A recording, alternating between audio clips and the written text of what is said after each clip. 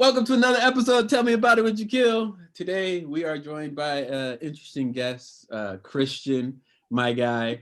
And we are going to be discussing something that we as housing professionals or former housing professionals enjoy doing, talking about housing.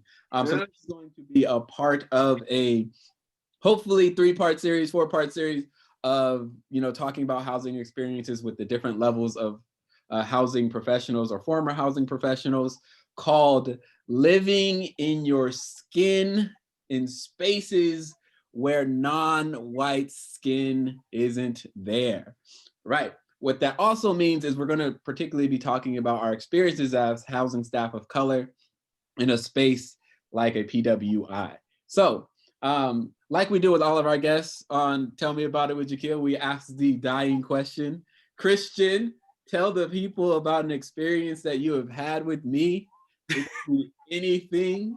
Yeah, I got you. So, me and Jakeel, man, this my brother, man. Like my first year as an RA, he took me through the ropes. I would say every week I was on call, Jakeel was also on call. Jakeel was always there to help me out, come through. We hooped together. He was the one who picked me up. I ain't even gotta, walk to the gym. Hey, I'm gonna come pick you up. All right, Jakeel, thank you, man. I appreciate that.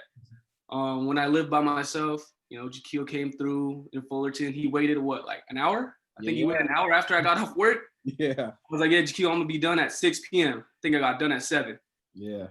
And then he literally waited. I was like, oh, my bad, bro. I'm sorry. I'm running a little behind. I gotta stay a little longer. And I was like, what the? He really stayed away from me.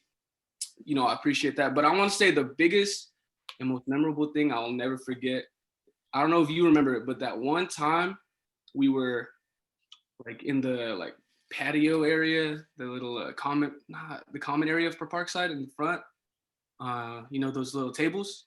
Okay, I know what those. Yeah. It's like right after I started applying for my master's program. You sat me down. It was like I don't want to say like later in the day. It was a Friday, I know, because I think we were about to hoop or like we just got done hooping.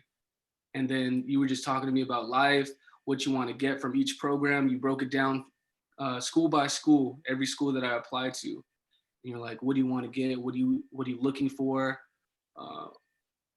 Things like that whole process, and you always being there and being open to helping me out it's a big reason where I'm at today, with my master's program almost done. Almost done. You feel me? It's been, dude, it feels like it's been a flash. I'm almost done. Yeah. Yeah, no, you've been a big, help and a big guidance and support system for me. I look up to you as a big brother, even though sometimes you just be saying things, man. It's been a real help for me in my educational experience, and then me growing up as a person. Just means a lot, bro. Yeah. I appreciate that, though. Hey, we getting starting off all emotional. Oh my god. No, it's just I think one of the big reasons why I did start this podcast is to talk about the things about our experiences in higher ed as people of color. But it's also while we're in higher ed, we do make connections with people and showing. I think I really want to show people that there are professionals in the field who really do just want the best for other people and really do just want to be all right, I want to make an impact on students' lives and stuff like that. And for me, it's I don't I don't set out to be I'm going to change everybody's life, right? I think for me, it's more so I notice things, right? In housing, particularly, it was I noticed that there's 8 of us in terms of men of color, right? There's literally just 8 of us, right? And that's counting the professional staff, and out of the 52 plus RAs, right? There's literally 8 men of color. Yeah. And then, I had the opportunity of supervising one directly, my banana boat, my guy, and that, and then being able to indirectly supervise the rest of you. I think, just being able to create genuine connections, right?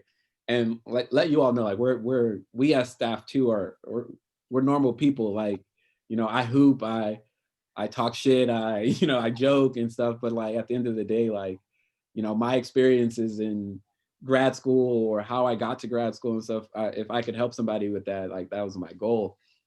And so those are some of the things that I do remember as well. Is like just really just having those like conversations about like life and conversations about just like where do you want to see yourself? Like we hoop, we do housing together, we talk shit about some on call situations and stuff. We go to Taco Bell after we hoop and stuff. But like, Yeah. but like what do we like?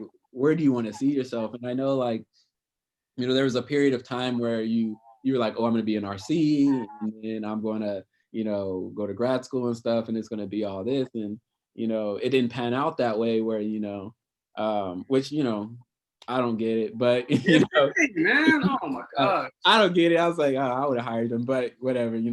Um, but you still got a fortunate opportunity to be in a grad program at Fullerton and being able to you're so close to graduation. And it's crazy because like I think about it like when I came into Long Beach, as an RC in like 2017, right? It's Yeah. like, oh damn, like he's about to graduate grad school. like Right. like God. that's wild to me. Um but no, like I appreciate those experiences, and I think being able to just still kind of like connect and be in your life, and you know just talk about the things that we're doing currently, or just you know talk about basketball or anything. I think that's something that I really cherish, and like those genuine connections really do help, Yeah. uh, especially during times like fucking this, like where everybody's stuck in the house and a pandemic and stuff. So just like this does give me an opportunity to check in and stuff like that, but Yeah. also, have this conversation. But you know, without the sentimental conversations and things like that, we couldn't get to where we are now. So Exactly. um, I appreciate that. So, talking about housing, right? Which for people who don't know what it's like to be a housing professional, or just work in housing, we'll try to break it down for you of what our lives look like, right? So I'll talk about what my schedule looked like as a RC, and then you could talk about what your schedule looked like as an RA, right? And to give people some context, and then we'll get into more of the dialogue. So for me, right, I was a residential coordinator, which I guess meant that I supervised RAs. I responded to on-call situations, ranging from anywhere between like roommate conflict to like underage drinking to hospital visits and stuff like that. And so, what my schedule looked like was practically from 9 to 11, 12-ish, right? I'd be either doing office work from, talking about what my college council is going to do, for being in the mail room or in the service centers, checking in on the service center staff, and just trying to make those connections with residents.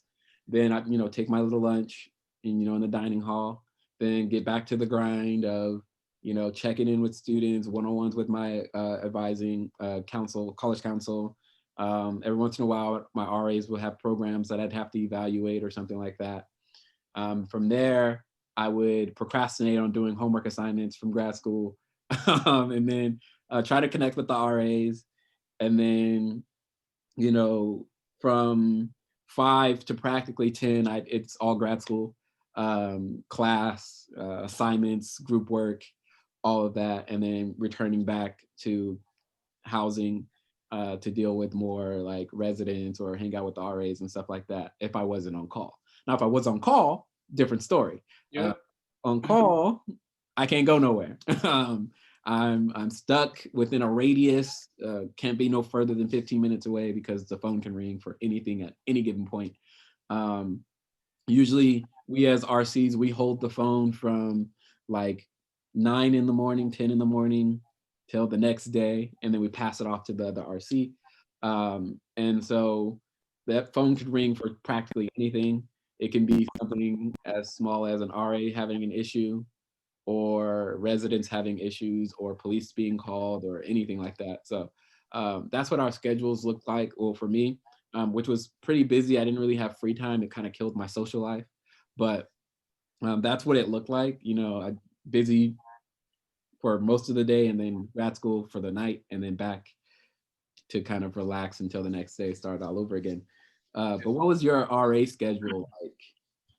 It's a little similar to yours, but I want to say yours is a little more busy because grad school is its own little beast in itself. Yeah. But it's similar to whereas you got meetings you got to go to about each week. You got to check in with your RC, sit down, have a little one-on-one conversation to see where you're at, where the building's at, or your programs you got to put on. I forget. I think it's like 5 a semester, right? I can't remember. I've worked in too many housing things with too many different rules for the RAs. I think y'all's was either 4 or 5, depending on something like that. You got to put on an event, like 5 a semester, and then at that, I remember that year also we had to help out RHA, so we had to sign up, help out RHA or College Council with their events as well, which is like not a problem. I loved, my brothers are in RHA, so I'm gonna help them out regardless. But yeah, we had to do that. So, and then we got school as well. Got to work on homework, make sure you can't fall below a 2.0. You got to make sure you keep your GPA up so you could still remain in the housing position. But I think the biggest thing that I would always take away is you're an RA 24/7. You go to class, you walk up to upper campus, you see someone who lives in your building or someone who lives in your residential area, they know you're an RA. So anything that you do or say, it's like amplified because you're in that little fishbowl where, we know him, we know where he lives, what he does, things like that. So you just got to be mindful and careful what you do. And then on call situations, I think we start at like 10 and then it goes up until 8 in the morning. So like you said, it could be anything. People would just be calling, oh, there's noise. Oh, there's a little raccoon outside. I'm scared. I can't go out. And it could be anything. I'm locked out of my room. Oh, there's a fight, things like that. It's just, you're always an RA in whatever you do when you are an RA, you're just always an RA 24/7. Yeah, that's one of the things, right? I think that does provide a lot of context for the people who don't know what housing is, right? Whether you just never lived on campus or you just never knew what those experiences were looking like, right? You see it in movies, right? A lot of people see it in movies like, oh, that's what an RA is. They knock on your door and go, how are you doing, right? Yeah. But, if there's one thing that I could tell people, right, is like, it's not like what the movies say. You know what I mean? Like, most RAs try not to like bother their residents as much, right? They do have mandatory, like make sure you're connecting with your residents and checking in on them because, they're going through issues too, right? But also understanding like, yo, I'm like a resident and a student too. So like I'm in my classes, I'm doing my thing. So like, if it's not an issue that I don't have to address, like, cool, I see you in the hall. Hey, what's up? I work here. If you have questions, let me know, you know? And for me, it was a little different because I think half of the time I was there, a lot of people thought I was an RA because I'm super interactive. I was always, with residents or always hanging out with RAs and stuff like that. So I think they thought I was an RA. And then, when we would just randomly run into situations, like just by hanging out with RAs, I'd be like, damn, I got to be an RC right now. Hold on. Like, and then they'd have to talk to residents like, hey, you can't do that. And they'd be like, well, who are you? And I'd be like, well, I'm the residential coordinator. And they're like, oh, sorry. And I'm like, no worries. Like, I don't try to come across as like, I'm authority, listen to me. I just want the best for you, the living situation and follow the policy. So Exactly. you don't end up in somebody's office. Exactly. But, being an RA or being a RC or any other housing position, does come with perks, right? Some of the big perks is the free housing. And that's one of the biggest perks because we know what housing insecurity looks like around the country, right? And it's just a big fee that just is off your shoulders. But when people say that, oh, I'll do the RA position just for the free housing, understand that free may be you not paying, but you are paying. Okay, you are worked. They will work you. Because that's the whole position. Like that's why you get such good compensation because you're on call and you deal with things that you would never think you would ever have to deal with. Yeah. Um, I can talk about, so what I want to do, right, is like talk about like just situations that you've dealt with where you were like, I can't believe I'm dealing with this shit, right? And Yeah. so one situation that I can remember at Beachside is I was on call for 2 days in a row, right? Which is annoying. Right? That's just annoying. Yeah. And it was literally like Hell Week, and it was that recruitment week for fraternities and sororities, and I was like, I already know it's about to be popping this week. And so I remember this girl she was coming from a fraternity party off campus, and was returning to Beachside. It was like 2 o'clock in the morning. And I got a call from the RAs on duty, and they're like, hey, there's this girl passed out on the Beachside dining hall stairs. And I'm like, oh, just wake her up and then Mhm. see what's wrong with her. And they're like, no, like she has like vomit on her and everything. And I Yeah. was like, dang, all right, I'm gonna cruise through. So I come up and I get about halfway up the stairs and I can smell the vomit, right? She's not that it like super matters what she's wearing, but she was wearing like a tube top and a super short skirt, and it was cold outside. And so I noticed that somebody had threw a sweater on top of her, because she was cold. But I was like, if you're gonna throw a sweater on top of her, you might as well check in on her. Like, what? But so I was trying to talk to her, trying to get her name. She wouldn't tell me her name. She was really drunk. So we had to call the ambulance, right? And when the ambulance came, she got really like belligerent and like, I'm not going. I'm not going. And I'm just like, yo, you gotta go. Like, they have to check in on your vitals and all that stuff. Right. And they're trying to ask me, do you know her name? I was like, I can't. I don't have, she doesn't have ID. She won't tell me her name. Like, all I need is a little bit, and then I can look it up in the system. Like, I just need a little bit. Then I can go to star res that bad boy. And then finally get enough information from her to go look up her information, right? Find out that she's underage, right? And I'm like, dang, that's another issue, right? And then so we start talking to her. She's becoming a little bit clarity. She's on the gurney now. And she's just all like, my friends left me at a party and I don't know where they are. I went to Taco Bell. There's that Taco Bell that's close Right. by. She's like, I went to Taco Bell and then now I'm here. And I'm just like, you gotta go. So they took her to the hospital. All of her friends show up at Beachside a little later, right? They all call me and like, we don't know where our friend is. I was like, she's at the hospital. Yeah. Y'all left her, right? The next day, I'm still on call, right? And I didn't get a lot of sleep because it was like 4 in the morning that we finished the situation because I'm writing the duty report. Got to deal with all that, information. And I get a call from Melinda, Melly P. And she's all like, oh, what time did the student leave? Let me know if the student comes back, right? Go check by her apartment. Check by her apartment, student's not there, right? I checked the RAs in a little later. And then I let them know, hey, if she's in her apartment, when you do your walks and stuff, call me so I can go talk to her.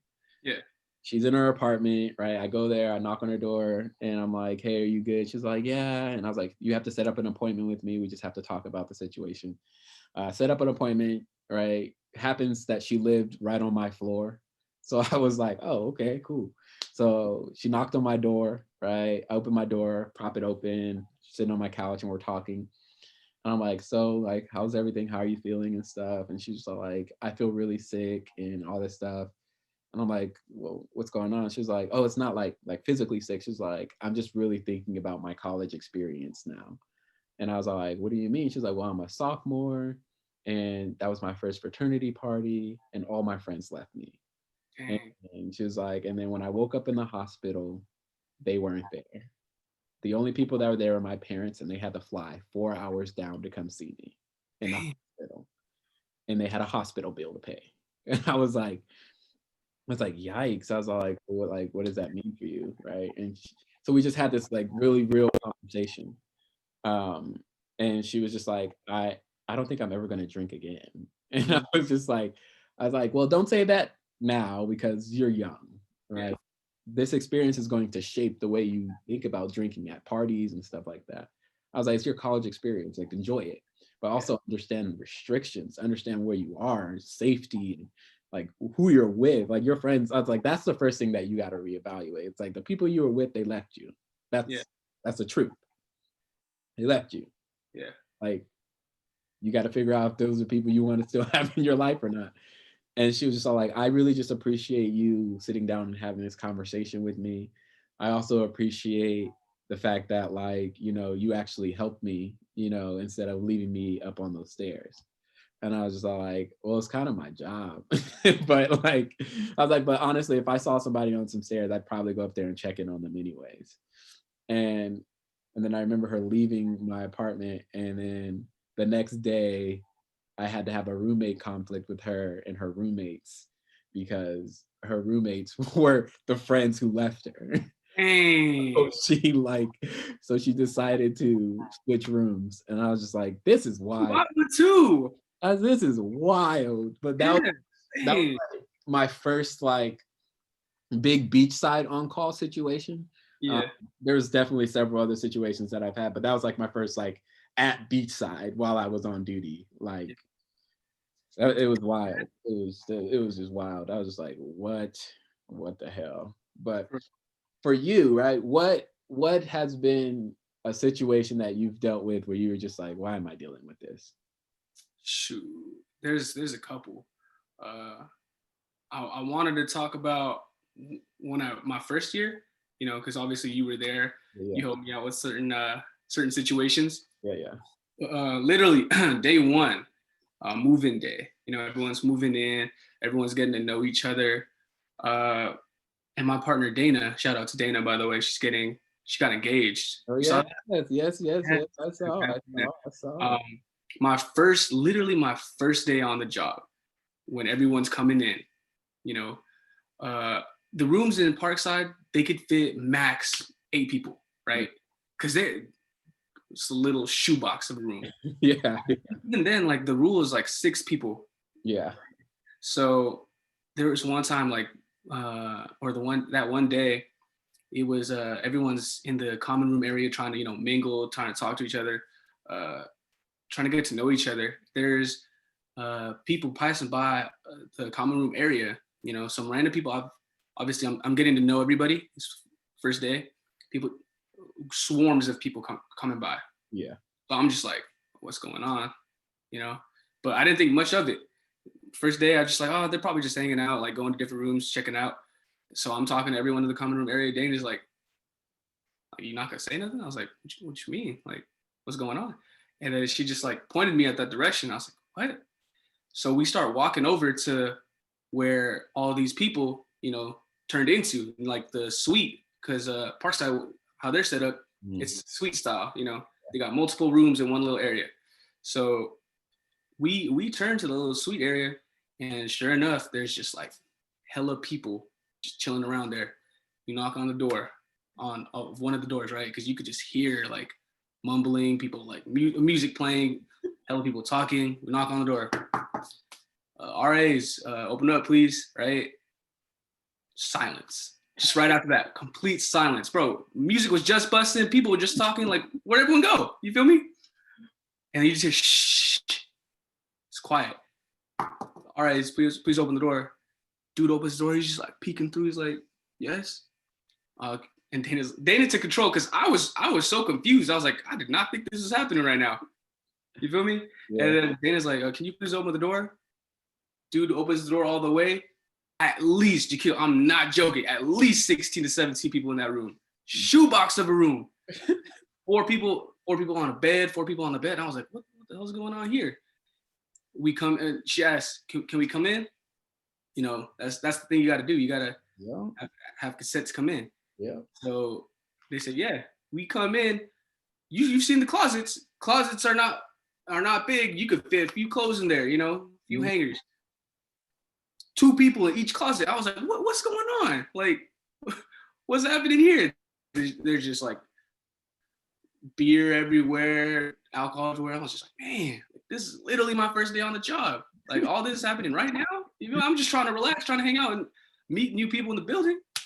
And then we had to do a write-up that day, obviously, right? And what people don't know, sometimes those write-ups could take, real short and sweet. But with 15, 16 people, you had to write every name down there. You had to take every ID. Some of these people allegedly weren't even part of the school, And I'm just like, man, like, really, like, this is how I'm going to start it off. Right. So that was like my first big introduction as to being an RA. Danny just put me right into shape. And I was like, it's crazy. Yeah. Crazy job we all got to deal with. Yeah. I was the resident who would be a part of that. I was the best resident. I would be like, hanging out, multiple people in the room, doing things, just, yeah. I would be that type of resident. I think too, like, you touch on like, you just never know. Like when you work in housing, you just never know what's going to happen. And which is why they try to prepare you. Like we go through like training, like for weeks, right? And, you just never know what you're going to deal with. The situation can be super simple or the situation can be super complex, right? Yeah. Or not complying, right? But you do have those residents who've lived there for a while, so they understand how to get around some of the rules, right? Like Christian said, right? When you're a housing professional, you're pretty much a vampire. You got to get consent to go into any room. Like, and so if you say, hey, can I come into your apartment? And they say no, you just got to be outside and talk to them from the door.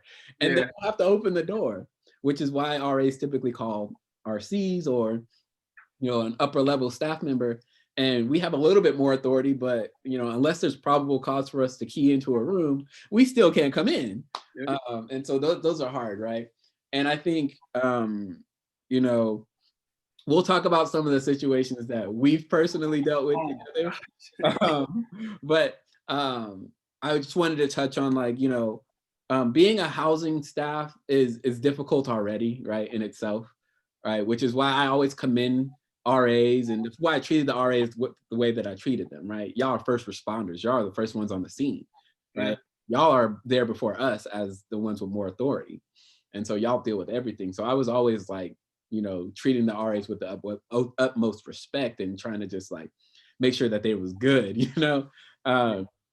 and I think too, like when I think about it, I'm like, man, being a housing staff was hard, but being a housing staff of color was harder. Like every door that I would go to, people would be like, you don't work in housing. I'm like, what do you mean I don't work in housing? What? I had a name tag on, a polo, what do you mean? So like, nah. Like, so I think a lot of people just like looked at me and was like, nope, ain't no black dude working in housing. And I'd be like, come on, man. Like, I just need to do my job. Like, let me do my job. And so there's definitely has been housing situations where, people have been a little bit like, whether it was a little racist or they assumed something, or even like, because we live there too, we live where we work, right? Like I wear joggers and a t-shirt everywhere I go.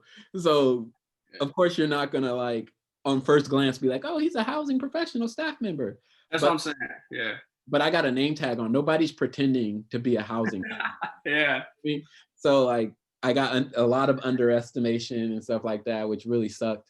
That I probably wouldn't have gotten if I was just some random white dude. So like, see, which brings up a crazy experience that I had. So I had an experience like that to where there were actually people who were impersonating RAs. I don't know if you remember this. In my family, yeah, they came through. Two white dudes in polos. You remember this? Yep. Wow, yeah. They came in, started impersonating RAs. They had a trash bag and everything, and they were going knocking around people's rooms, and they were like, "Yeah, we're RAs. We just got to be able to search the room for it right now." And they had people come out, and they were just taking valuables, right? And then I was like, "Man, that's cool. That's wild. I didn't know that you could easily do that." But the main characteristics that everyone knows, these are two white dudes with blonde hair or something like that. You know what I mean? Like, apparently you automatically assume if dude in white polos, they come in, they're white. Yeah. They're RAs. No badge, no nothing, no name tag, no nothing. It's okay for them to come into your room. But if me, you've seen the way I dress as an RA.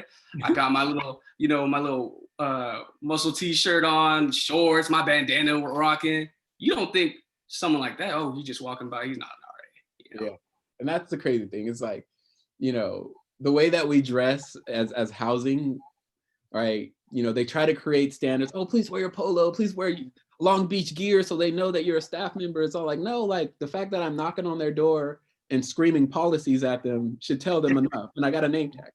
And so that's enough. Like this whole world of professionalism about clothing and stuff is like, when I'm at my apartment, I'm not wearing a polo and some jeans.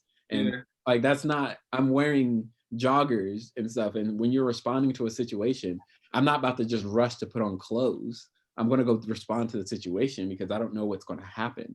Some of it's very time sensitive, right? And I think that's extremely important, right?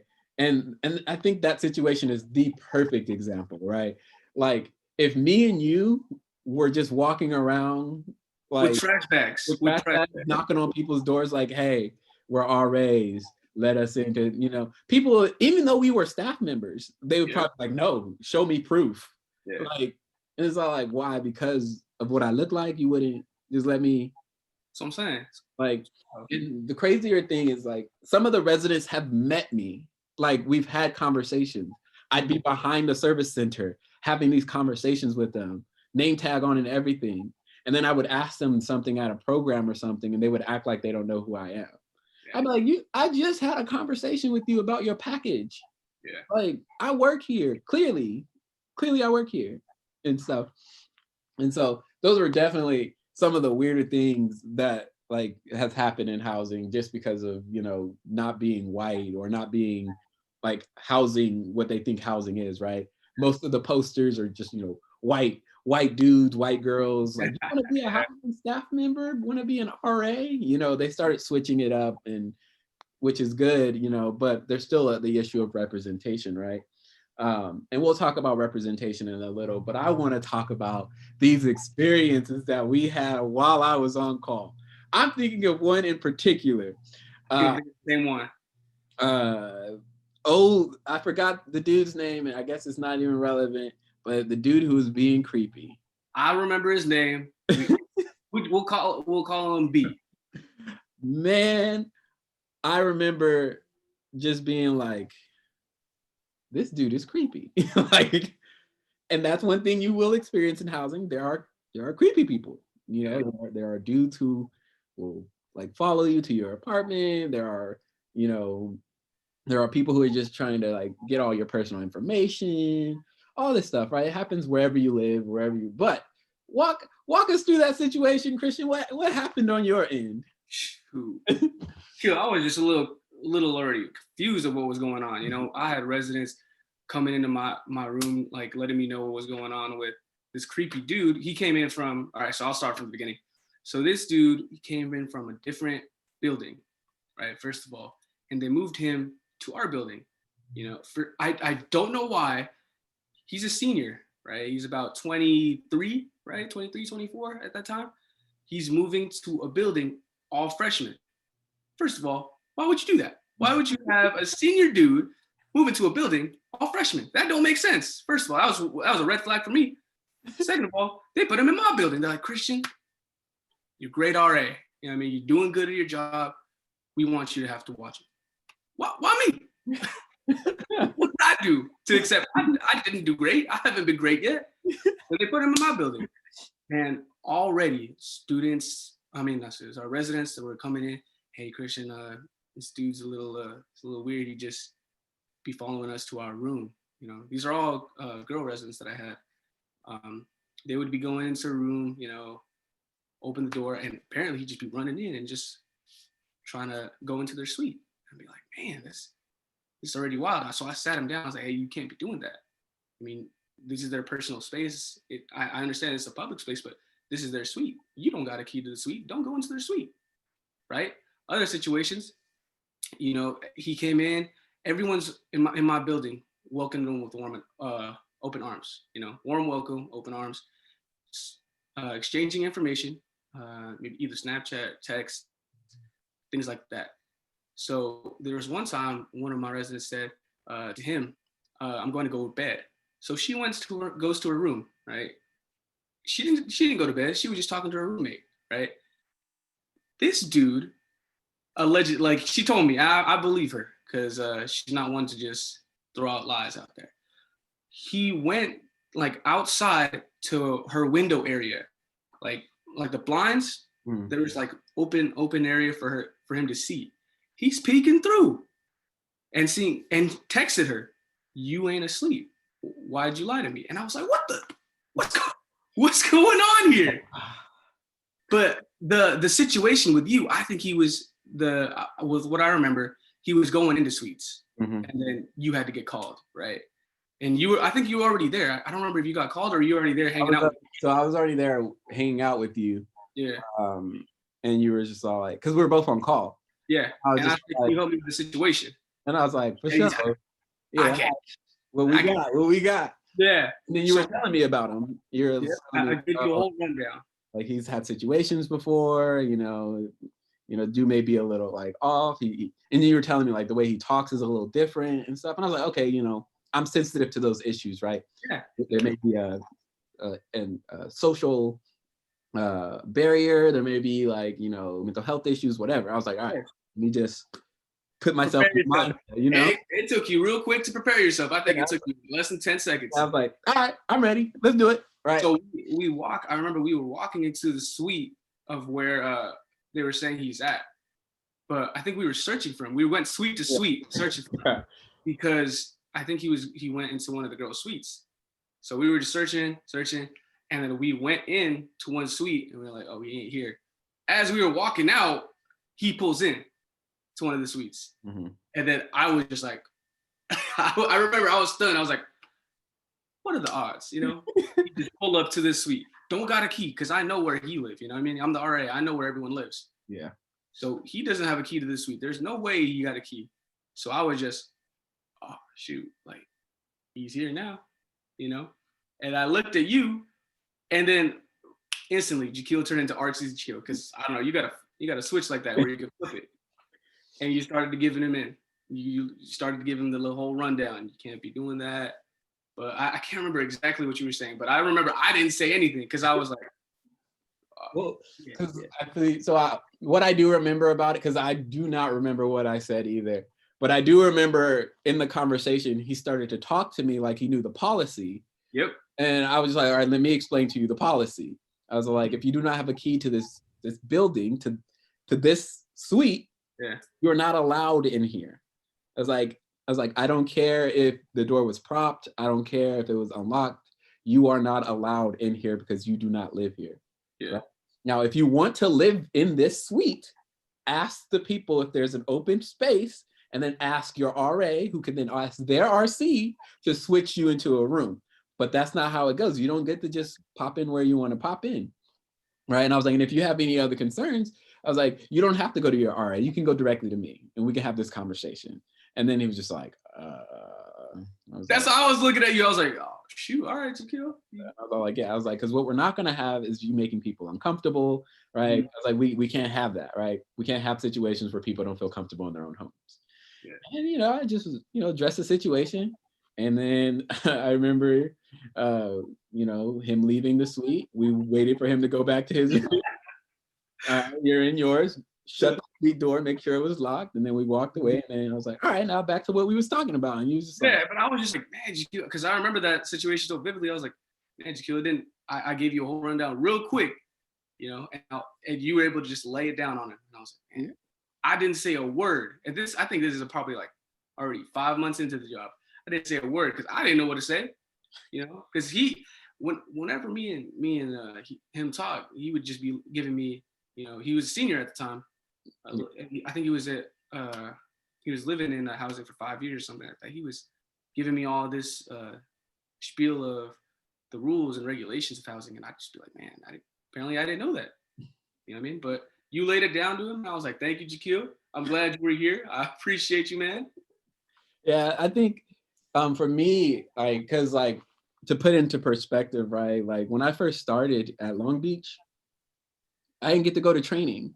Like Like I was going through all of these different experiences where they were like, oh, you can't go to training and your paperwork and drug test this and background check that. So I just went to lunches. Yeah. You know what I mean? Like, and people would be like, yo, like, when is this RC gonna come? Like, we try to get to know him and stuff. And I was just like, hey, look, come at lunchtime. If y'all want to talk to me, it'll be at lunchtime. So I had to like learn everything by experiencing it. And which really, it sucked, but it was also good, right? Because I like to think that I'm a good judge of character and I know how to analyze situations and I just know right from wrong. And so I just use that, right? And I think eventually I understood the policy and stuff like that. And then I just was just like, I just want people to feel comfortable in their homes. Yeah. And I also don't want to make him feel like, you know, he can't live where he wants to live and stuff like that. But I also want him to know that like some of the behavior that you're doing is very creepy and Yeah. makes people feel uncomfortable Exactly. without like ostracizing him and stuff like that. And I think that's one of the things, right, that gives the leeway to like some housing issues. I think some of the things that, you know, were issues for me in housing was like we didn't tell the RAs enough Mm. about whether it was about residents or whether it was about situations or something like that. Like, you know, when we typically move like a resident for like a behavior issue or for like a situation, we at least have to update the RA on like why they're there. Exactly. So with that situation, like I said, I just knew he was moving from a spot to a spot. You know, I knew he was a senior, but they didn't give me a whole like they didn't give me nothing. Yeah. So I'm just coming in with oh, we're gonna welcome him with open arms. Obviously, he's just a senior. He's a little older than the rest of us, but we're gonna welcome him in. But the residents who are living in the building dealing with these situations, you know, because they're living with him, they know what's going on. They're the ones telling me and updating me on what's going on. Yeah. So I had to get that secondhand experience. I wasn't able to like see it for myself. I had to just hear it and then slowly start to see it. Yeah. And I think for me, it was like, um, they would tell us sometimes, you know, as RCs, right? They would tell us if we had to respond to a situation or read a duty report or whatever. It was more so like, oh, they passed the duty phone. Let me tell you about this resident, and then we know about the resident, but that's it, right? Yeah, And so, like, I knew that the resident had been moved, but that's it, right? exactly. Like, and so it's like he's not one. He's not in my building, like Mm, he's not even on at my site. Like I'm beachside. You know what I mean? I'm not even on campus.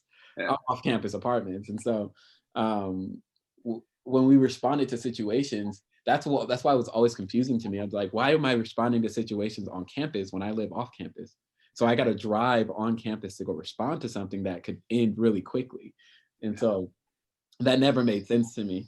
But I remember that situation so vividly because I was just like, yo, he's literally going into other people's suites. like this is a safety issue. This is a concern. Like there's a lot. Like he's significantly older than these people. This is a freshman dorming. Like I was like, this is a lot. There's a lot of things that I'm like, okay, let's figure this out. yeah. Um, but one of the things too about housing, right, is after I left, right, after Mhm. I left, you know, Long Beach housing, I ventured off into another housing job at a other school, you know. But you know, you lingered around and Yeah. you stayed at Long Beach. What was your second year like? I know that y'all dealt with a lot more issues Yeah, yeah. and things But like it's crazy because I still hit you know, I still hit you up. Hey, what do I do here? You know, it's not like I never we lost contact at all. You know, you still came to hoop and all that. yeah, yeah, I would still hit you up even though you weren't in the position no more. I would still hit you up for certain situations that I didn't know how to deal with, you know, maybe yeah, on a social level or maybe on like a policy level. I would just be like, hey man, what do I do here? I yeah, mean, but from that first year to second year, it was a lot more, I would say, easy for me because I'm not trying to, you know, I'm not trying to say like, oh, it's an easy job, but the first year it was me getting to know my residents, get real close with them. You know, I don't know if you remember it, but in my building they would be taping up things saying where's Christian? Where's Christian? Because I'd be hanging out with some people. Mm-hmm. I'd be gone for 3 hours. My whole common room area is filled with signs saying, where's Christian? You know, they'd be playing pranks on me. I was real close with all of them. To this day, I'm still real close with a lot of them. But going into that second year, I was more back. You know, I was taking a step back. It was my senior year. I'm getting ready for what's next. So I want to say I wasn't as actively, you know, there for my residents, but I'm still close to them to this day, you know. In terms of like, you know, RA politics, you know the politics that goes with in housing. I was a guy that people, you know, maybe reached out to for help or, you know, for assistance for anything, whether it's like dealing with their residents or dealing with upper management of housing. You know, all the younger RAs, not all of them, but a good amount of them would come to me for advice and things like that. And because I was already close with them, you know, I feel like I'm easily approachable, so it'd be easy to talk to me about those type of situations. But yeah, man, I was taking a step back and I wasn't really as engaged. Yeah. And there was a lot of changes in housing as well. Yeah. You know, they did a lot of rule changes, a lot of job description changes. I wasn't really like about it. So I was. Yeah. Yeah, because I know that like you know, my partner at the time when she worked in housing with you all and she was in RC, and you know, I would talk to her about situations that she's dealing with and stuff like that, you know. But I know that, you know, you all dealt with a situation like a high shoot, that one. That's what you're talking about. You know, with I think I called you after that too. Yeah, and you both called me, which was very interesting. I called her, and then obviously because we were dealing with the situation together, because she was on call and I was too.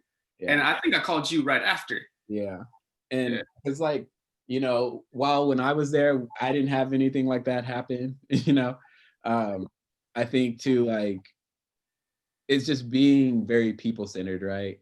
And I think, you know, she was very people centered too, and I think that's what made her good in housing.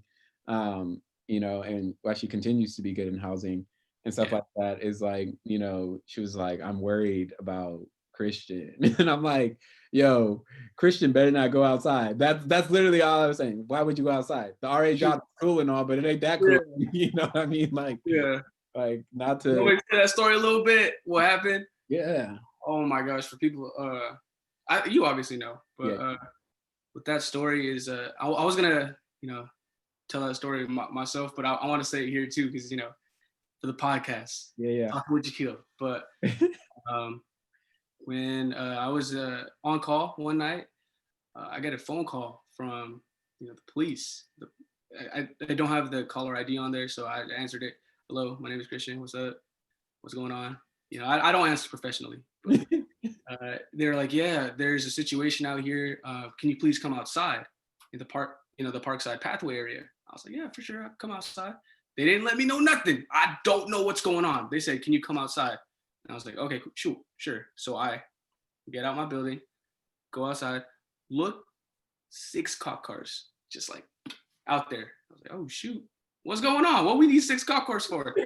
That should have been a red flag, but for me it wasn't. So I'm just walking out there, you know, what's up, what's going on?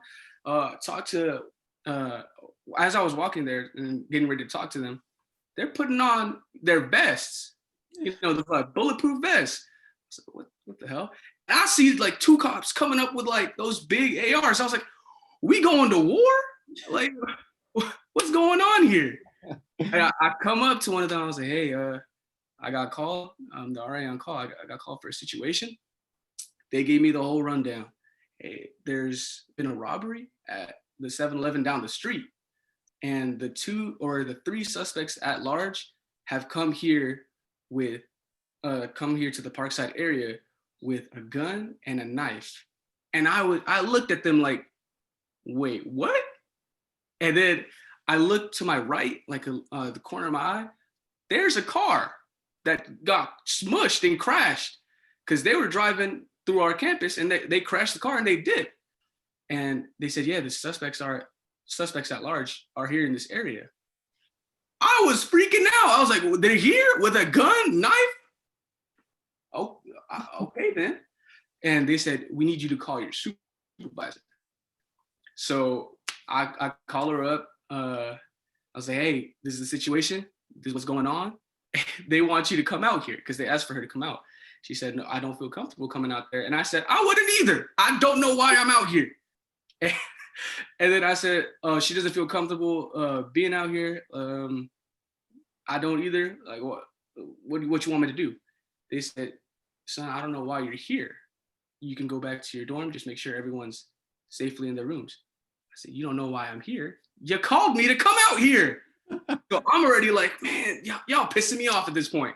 Y'all really just pissing me off. The university police, come on, man. Yeah, what y'all doing?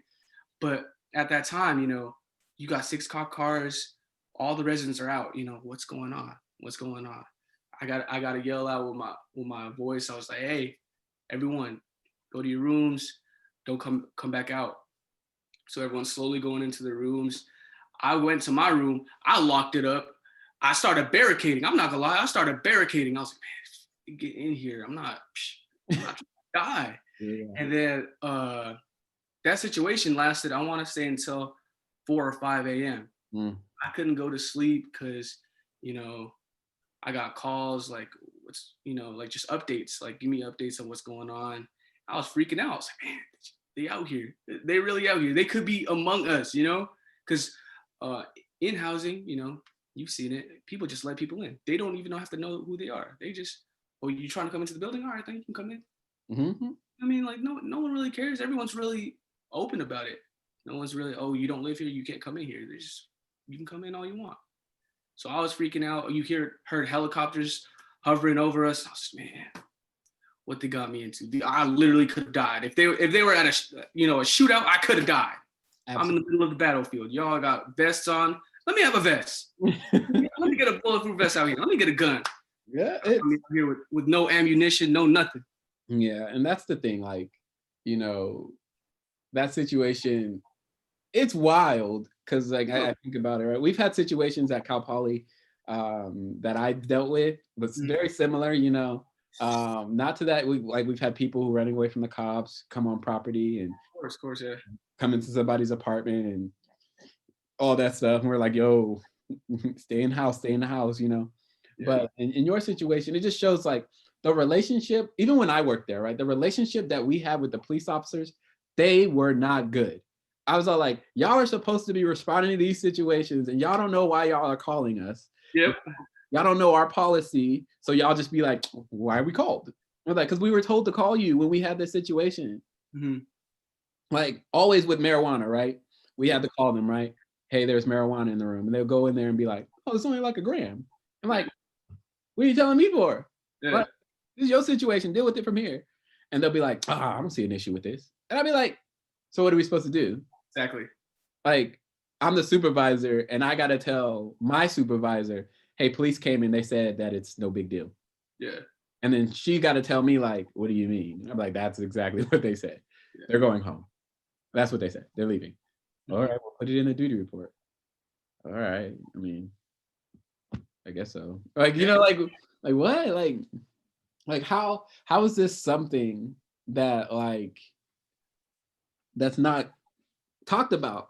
Exactly. In your situation, it's like, now I'm gonna need you to tell me what's going on before I pop up out here. Like, and then they just say, oh, I don't really need you out here. I just you bringing me out here. You tell me to come outside and see what's going on, and then I actually don't know why you're here. Like, what does that mean? Like the relationship and the communication between both sides, both housing and like university police, it wasn't there, and it just made it hard for situations like that or marijuana or any type of drug. That's those situations just make it tough. Like how am I supposed to do anything?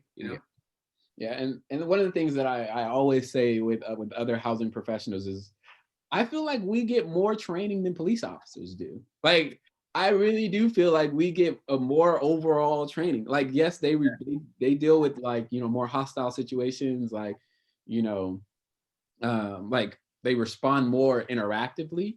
Right? We deal with the same situations: domestic violence, sexual assault, sexual harassment, violence. Like we deal with it all too. The only difference is we don't have a gun.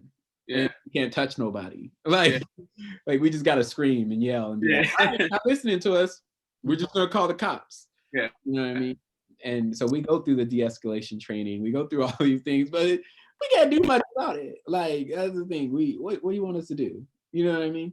And I agree with that, man. The training that we had to go through, it's rigorous. You know, it's basically the whole day into the night, and you have to go through trainings for active shooters, drugs, domestic violence, and you still have to go through trainings for being able to communicate socially with residents that have issues. Whether it's personal issues or public issues. Like the training that RAs and RCs, anyone in housing that has to go through, it's real tough. Yeah, it's tough. Ain't no joke. Tough, extensive, right? And you learn so much from it. I say that's one of the things that I will take away from housing, right?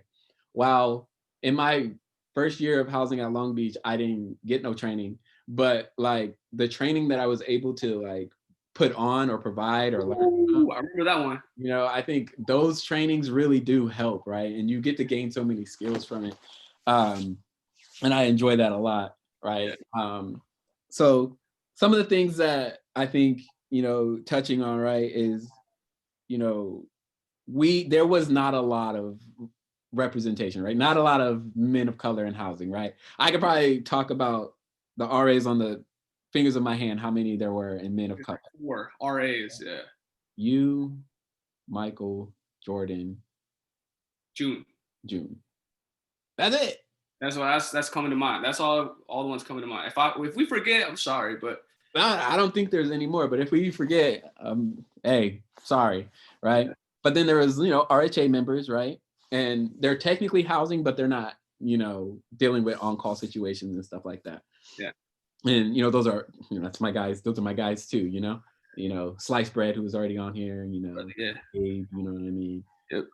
And the whole crew and stuff like that. And so, one of the big things is like, because there wasn't a lot of representation, like the RCs, me, Chris, Andrew, and well, because we were the only, staff of color, and Juan, and we were like, yo, we need to do something to get more men of color in housing.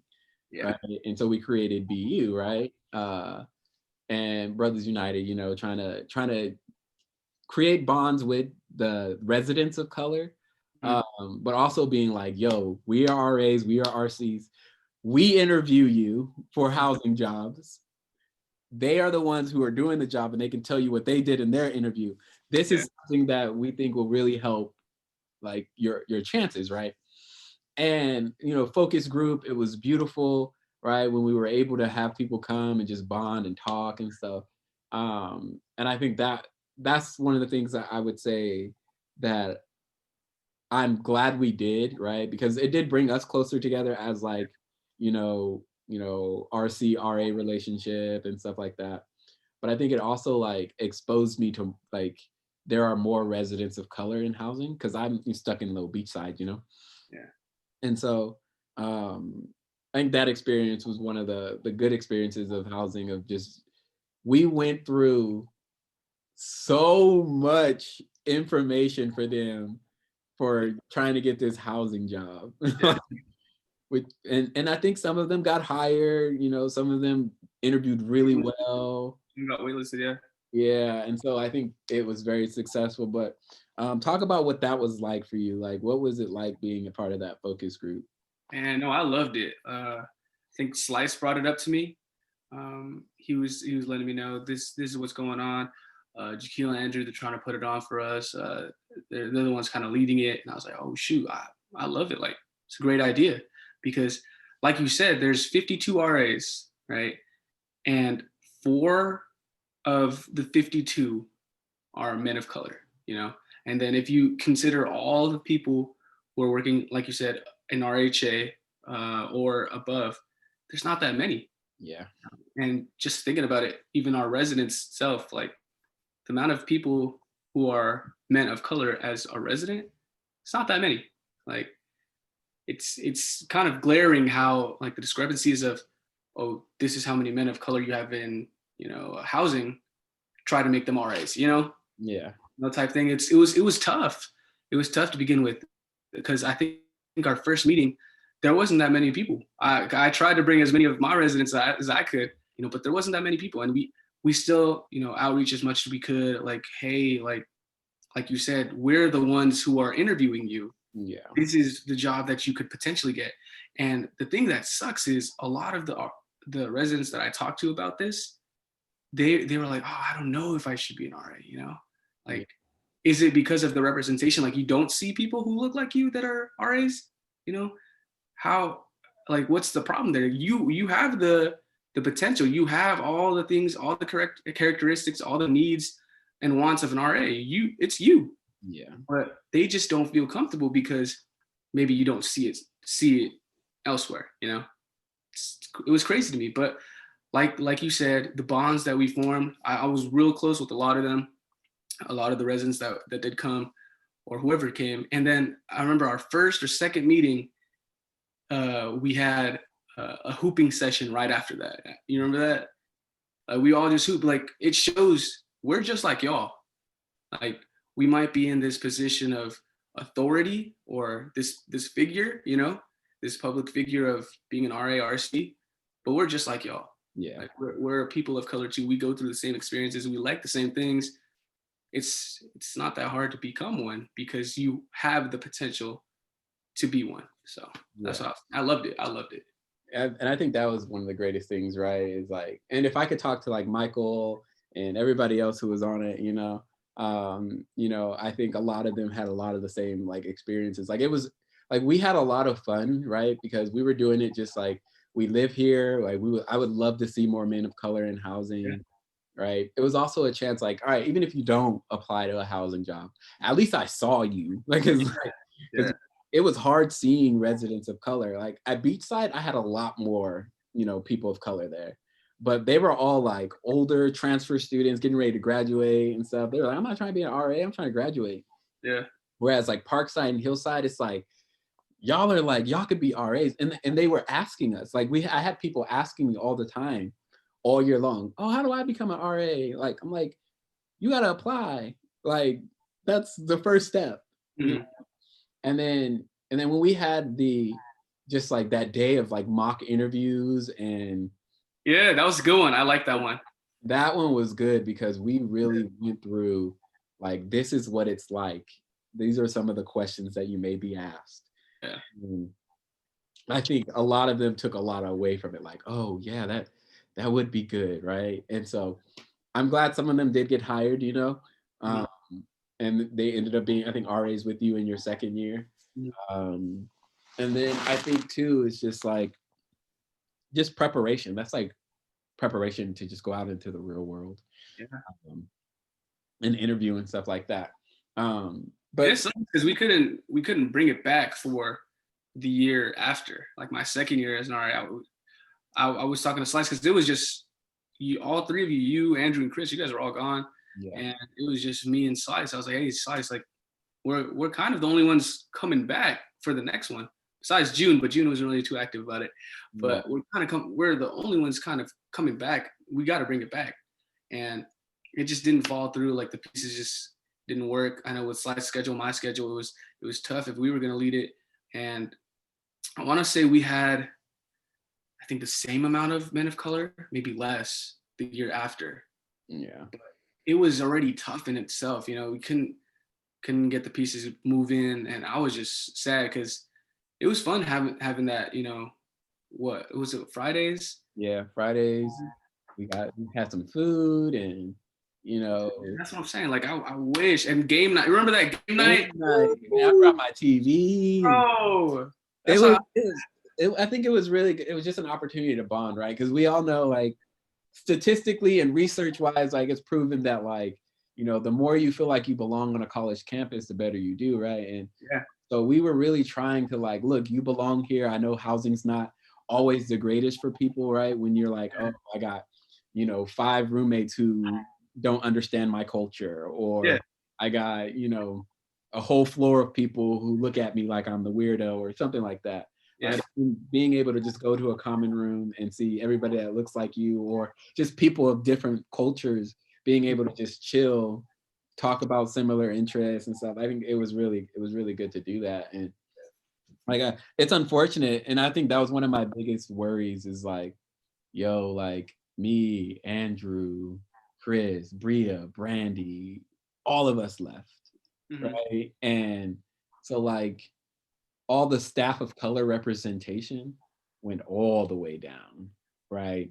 Hmm. And you know, I think with that you lost the people, and Juan leaving too. Like you lost a lot of the things that we created, the avenues that we did create for students of color and residents of color and staff of color. Like, we had the wake up conference that Juan created. Yeah. Like we had BU, right? We had, training that was led by staff of color that was talking about our experiences and stuff. Like, and all that kind of just went away when we all left. And I think that's unfortunate, but I wasn't about to stay there for another year. But I um, needed to. I needed to. I needed that free housing, and it was fun for me. So no, I think, and that's good. I think it's beneficial for you. I would have loved for you to become an RC. I think that would have been a good experience for you, but you know how that goes sometimes. It's all good. It's all good. But some things, right? What? So let's talk about some wrapping up things, right? So let's say you can talk to Christian first year RA all over again. What are yeah. pieces of advice you would give him? Going into the job or like going into life?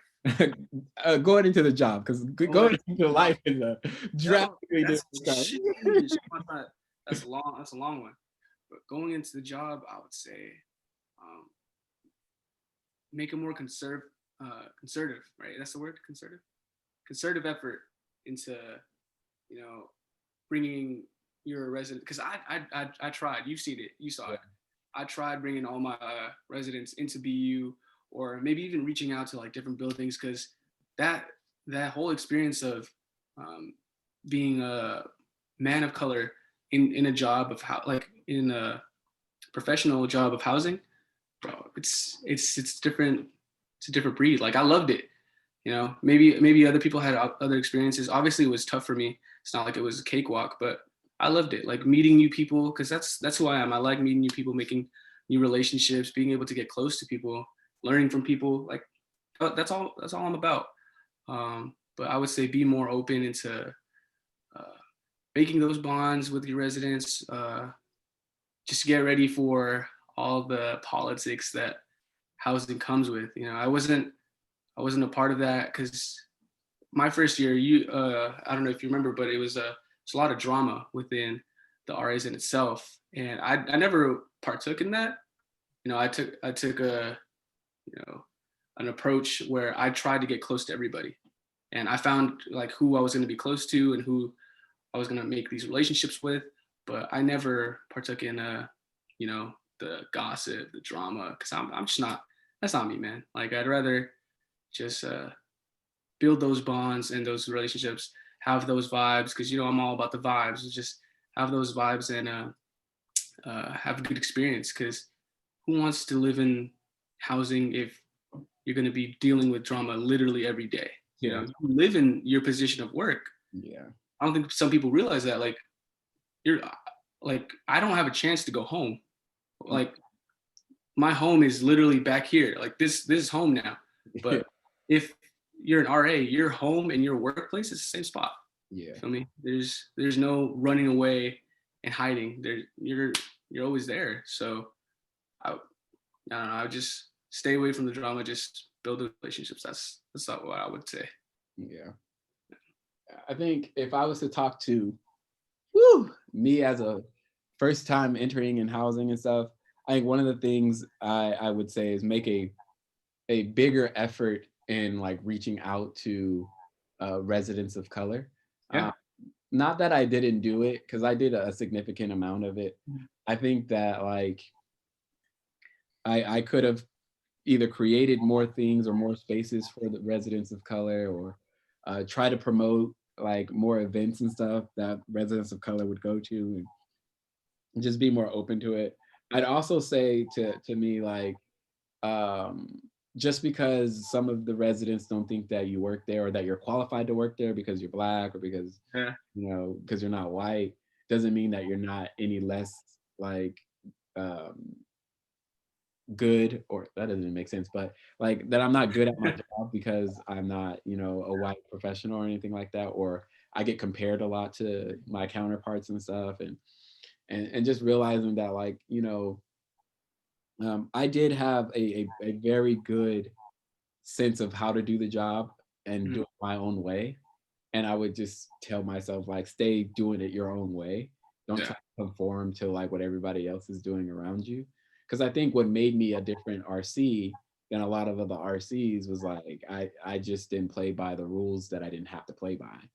Like, like, yes, I'm going to follow policy and I'm going to not break confidentiality, but like there was just like unspoken rules like, oh, don't become friends with your RAs. I'm like, no, like what? Yeah. Of them are literally like my age. I'm not about to like, and some of them are like, we have so many similar interests, like we play sports or we like sports or anything like that. And so like if I live where I work and they live where they work, they're experiencing some of the same things that I'm experiencing. So like, all right, let's go bowling or something. Like, you know what I mean? Or like let's just kick it. Like I think one of the things that I did is I always had my RAs over my apartment. Like Yeah, me over that one time. yeah, Or no, not one time. We came a couple times, but a couple times, but like, deep I Oreo is the one I remember. deep fried Oreos, right? And Yeah. so, like, and I think that's just for me, like, is being able to have those conversations and talk and just like enjoy each other's company and stuff. Because it's like, look, I'm human, like I have interests and like I'm going to grad school, like we're all doing the same kind of stuff. It's like we're going to school, we're working, and we're just trying to make it, and we're just trying to grind, you know what I Yeah. mean? And we're all dealing with these housing politics because there's a lot of it. There's, and um, so some of the things that I would tell like a brand new newbie who hasn't experienced housing yet, right? Just like, all right, you want to be an RA, right? Yeah. You are a person of color, like doesn't matter what your gender is, right? Or if you're non-gender conforming, but you are a person of color, Yeah. right? What would you say are the top three qualities they need to have in order to do this job and not leave the job bitter? Ooh. And not leave the job And like in the middle of it or not want to leave the job so quickly. Like, what will help you maintain the job? What three qualities help you maintain the job your first year? I want to say communication. Like that's a big one. Whether it's communicating with your residents, your RA peers, or higher ups, you got to always have that line of communication because if any of those communication avenues are like cut, Mm, it's kind of going to be kind of tough. Like you don't have a relationship with your residents, kind of tough. You yeah, don't have one with your RA partners or peers, it's going to be hard to do the job. And if you don't have one with your supervisors, you don't know what's going on. You know what I mean? You don't know the housing politics at that point. Another would be I would say being open to change because with the job, it was a lot of change. A lot of moving pieces, um, a lot of housing policy changes. You just got to be open to uh, things going on. Whether you like it or not, you got to be open to it and just roll with the punches at that point.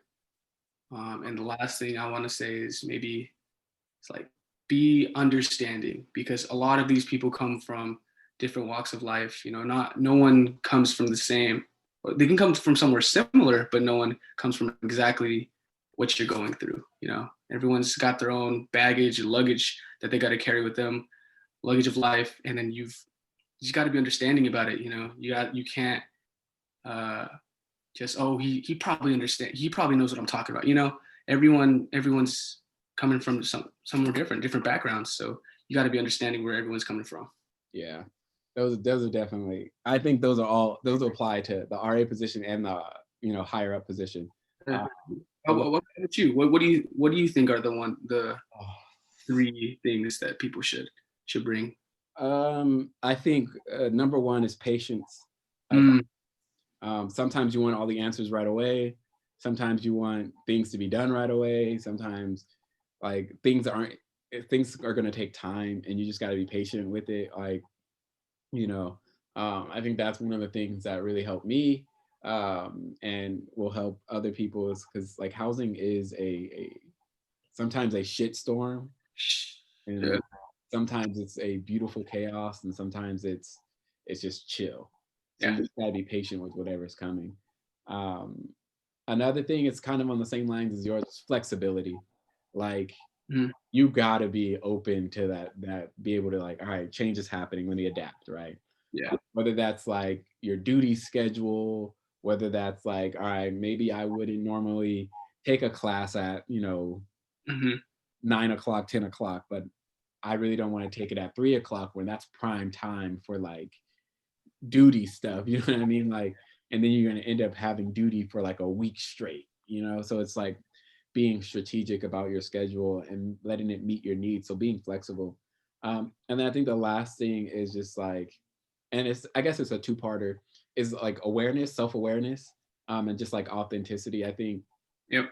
uh, me being myself through the entire job, I think, and being aware of that, right, really helped me do well in that job, because like I never walked home after a duty situation like, oh man, did I do the right thing? Because I'm like, well, if I'm being myself and I'm making the decisions I feel like I need to make, then I'm making what's in the best interest of this person Yeah. and not what's in the best interest of me. Because there are going to be situations, and this is just how housing works, right? You may not deal with super dangerous situations that we've dealt with or anything like that, but there's going to be a situation where you're going to have to make a moral decision, Yeah. right? Whether that's like, do I write this resident up for smelling like marijuana when I know that they're struggling in their classes, when I know that, that they're like three strikes and they're about to be out of housing, when I know that they're already struggling? Or do I just follow that policy because we are supposed to be strict by the policy, right? Mhm. And so for me, it's always being like, make the decisions in the best interest of the student, but also be aware of how the policy may impact them. Yeah. And so I've always been very aware of that and aware of myself. It's like, if I was a student in this situation, how would I feel about it and stuff like that. But also being like, I have to do my job. At the end of the day, I have to do my job. So those are three, I think, very um, very simple but not simple things at the same time, because housing will shift you as a person, right? Yep. You'll hear things like people will call you a cop, they'll call you a snitch, they'll call you all sorts of things, and you're Yeah. gonna really like, am I like, wow, Yeah. you gotta like really think about who you are and stuff. Yeah. But I think those things are things that will help you in the housing world. Um, and I think overall, just like some closing remarks, right, is just whether you want to be an RA because you want free housing or because you really want the growing opportunity, whether you want to be a housing professional because you really think that's your avenue, right? You're a people person. Even if you're not a people person, introverts do really well in housing too, right? Whether you just want to put on programs and stuff like that, at the end of the day, there's things that you just have to take into consideration. You always have to take into consideration like yourself, like what you're willing to deal with, the amount of stress you want to deal with. You have to understand that people are going to come from different backgrounds. You have to be open to it. You have to respect it, right? There's going to be cultures you don't understand. There's going to be things that you're going to have to bring up. You're going to see racist shit. That's just going to be a part of it. And you're going to have to be able to address it, right? There's going to be roommate issues that you're going to deal with that make no sense, right? Yep. Arguing over milk, arguing over space in the room, like you're just going to deal with that. But if you're open with yourself, if you're honest with yourself, if you try to do what's the best interest of the students, right? Also just try to make sure that you're being vocal about the things that you don't like, right? I think a lot of RAs feel like they can't like say things about what they don't like about the position while they're in it because they're scared they're going to get fired, but like that's not how it works. Like if there's a concern that you genuinely have, like the way we do duty selection, right? If you have an issue with that, say something, right? Like if you think the way that we deal with on-call situations is problematic, say something, right? Or say something at least to your supervisor so they can talk about it and think Yeah. about it. Um, and I think overall, like, being a person of color in any space, right? You always have to be very mindful of that how people may see you. maybe because of your job or maybe because of who you are, like what you look like and what you present like. And sometimes it's both, Mhm. right? So being aware of that and understanding that your experience may be drastically different from your counterparts because of your skin, Yeah. and finding your avenues to like of support to help you get through that housing job, right? For me, it was, some of my coworkers, Bria, Brandy, Andrew, Chris, Tutu, Catalina, and the bunch, right? Mhm. Um, and for the RAs, I tried to be that layer of support, right? I tried to be that, like, all right, I know the situation you just dealt with is tough, right? I'm not your direct supervisor, but I'm gonna reach out and see if you're good, right? And Yeah. just doing that is just making sure that they're good, right? I think was enough for them to be like, cool, right? So that's why I really like, for the men of color in housing and just any like person of color who worked in housing, I was always trying to like make sure they was good. Like, and I still talk to them, like Destin and stuff like that. It's like making sure they're good because I know like the battle that we have to navigate is rough sometimes. But we're in this unique position, right? Or we were in that unique position where like you have to play advisor, police officer, counselor, teacher, all in one role, and sometimes babysitter, and being able to like really put yourself in those shoes. But um that's the conversation that we just had. Christian, do you want people to follow you on social media? If so, go ahead and drop those social media. Yes. Yes. Just keep a lookout. Your boy's gonna be starting a YouTube channel sometime soon. Go. You feel me? But yeah, IG. Shoot, I'm forgetting my own handle, bro. Uh, but yeah, follow me on IG, Twitter. If it's not on like some description, it's all good. Yeah, But YouTube though, keep a lookout for that YouTube. He's gonna be starting sometime soon. Get ready. absolutely. I will definitely put all the things in the description Yes, sir. of his social medias and things like that. I will also, whenever his YouTube starts and stuff like that, I Yes. will definitely be promoting that on my page and things like that, and just like Appreciate you, my guy. I appreciate you.